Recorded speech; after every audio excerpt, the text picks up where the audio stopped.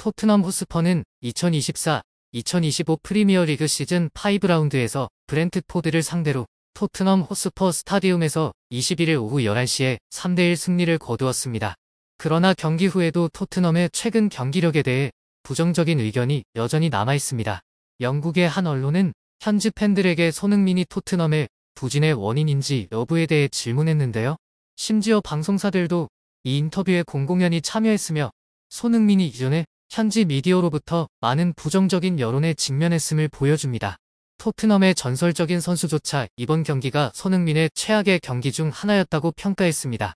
최근 토트넘 팀은 전담 기자들의 인터뷰 요청을 거절하며 인터뷰 보이콧에 동참했습니다.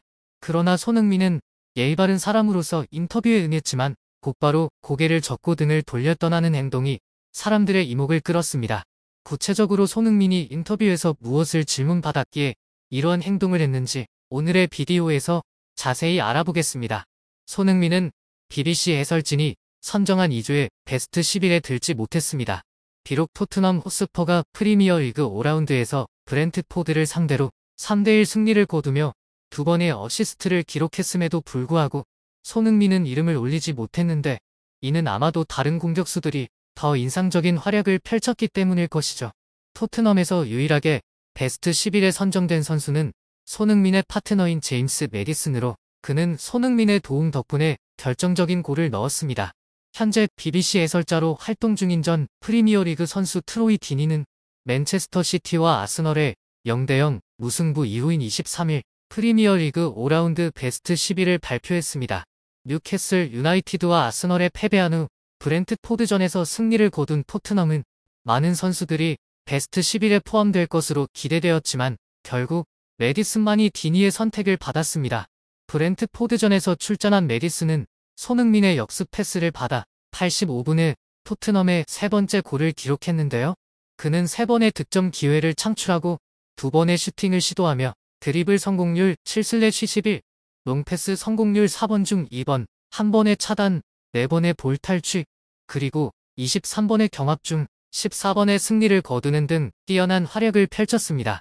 디니는 메디슨을 선택한 이유에 대해 이 경기는 내가 오랫동안 기다려온 메디슨의 경기였다. 브렌트포드가 먼저 득점했지만 메디슨은 자신의 훌륭한 능력을 보여주었다. 그는 많은 좋은 기회를 만들어냈다고 설명했습니다. 메디슨이 베스트 11에 뽑힌 반면 토트넘의 3골 중 2골에 직접 관여한 손흥민이 명단에 들지 못한 것은 아쉬운 일입니다. 손흥민은 28분에 브레넌 존슨의 2번째 골을 도왔고 이어 후반에 메디슨의 골을 어시스트했습니다. 비록 이 경기에서 토트넘의 최고의 선수는 아니었지만 손흥민의 활약은 여전히 인상적이었죠. 그러나 디니는 손흥민 대신 1-2만 은디아에 니콜라스 잭슨, 루이스 디아즈를 공격진에 선택했습니다. 은디아에는 레스터 시티전에서 12분에 선제골을 기록했고 잭슨은 웨스트햄 유나이티드를 상대로 3대0 승리에서 멀티골을 넣었으며 디아즈는 리버풀이 본머스의 승리를 이어가는 데 2골을 넣으며 기여했습니다. 디니는 디아즈에 대해 이 발언이 큰 파장을 일으킬 수 있다는 걸 알지만 리버풀이 모하메드 살라를 떠나보낸다면 디아즈가 최고의 선택이 될 것이다. 그는 믿을 수 없는 2골을 넣으며 매우 뛰어난 활약을 펼쳤다고 극찬했습니다. 공격수의 가치를 평가할 때 가장 중요한 요소는 여전히 득점입니다. 비록 손흥민이 2개의 어시스트를 기록했지만 득점을 하지 못한 것은 아마도 다른 공격수들과 비교했을 때 베스트 11에 들지 못한 이유일 것입니다. 그러나 궁극적인 목표는 베스트 11이 아닙니다. 손흥민이 해야 할 것은 다음 경기에 집중하고 브렌트포드전의 활약을 발판 삼아 긍정적인 결과를 계속 만들어내는 것이죠. 경기 후 인터뷰에서 손흥민은 현지 언론과의 짧은 대화에 깜짝 응했습니다. 토트넘이 승리로 경기를 마무리한 가운데 질문들은 그의 경기력에 대해 집중되었습니다. 경기 후 소감을 묻자 손흥민은 망설임을 보였습니다. 팀이 이겨서 기쁘지만 약간의 아쉬움이 남다고 그는 기자에게 전했습니다. 손흥민이 언급한 아쉬움은 단순히 경기 중의 순간들에 대한 것이 아니라 그가 골을 넣지 못한 것과 직결된 것이었습니다.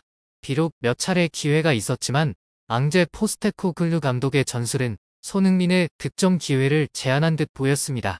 더 많은 골을 넣을 수 있었는데 포스테코글루 감독님의 전술 때문에 득점 기회를 잡을 수 없었다고 손흥민은 실망스러운 목소리로 말했는데요.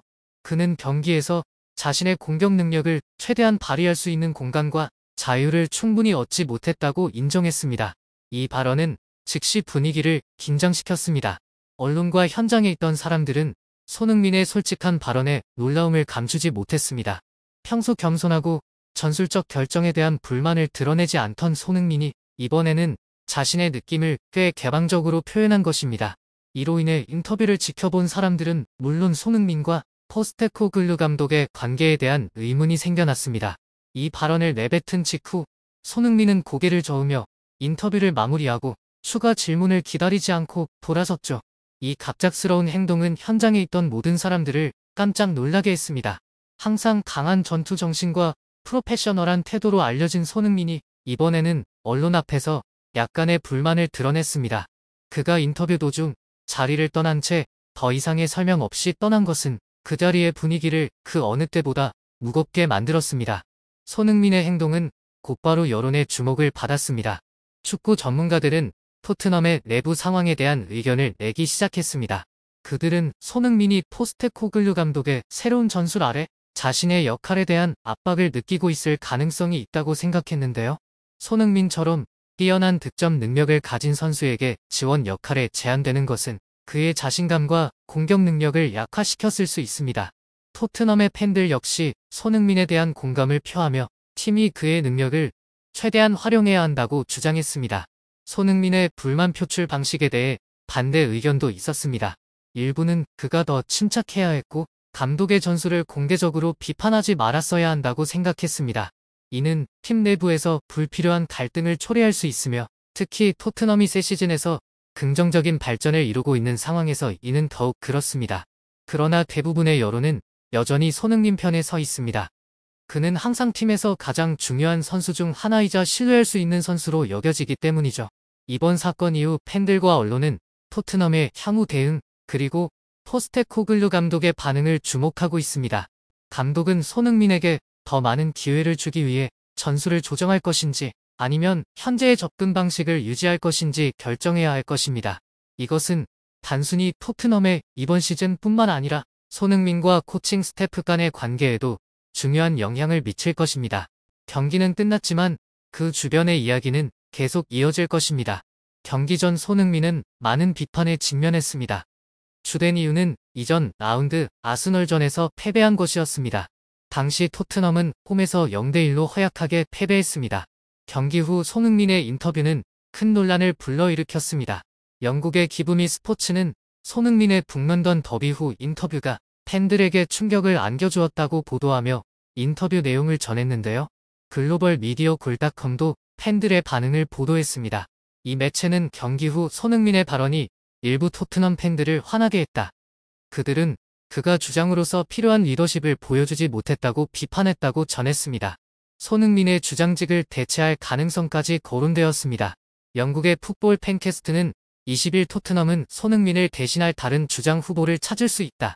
현재 손흥민은 새로운 계약을 체결하지 않았고 토트넘에 남을 의사가 없는 듯하다고 보도했습니다. 손흥민은 현재 토트넘과 2025년 6월까지 계약이 되어 있습니다.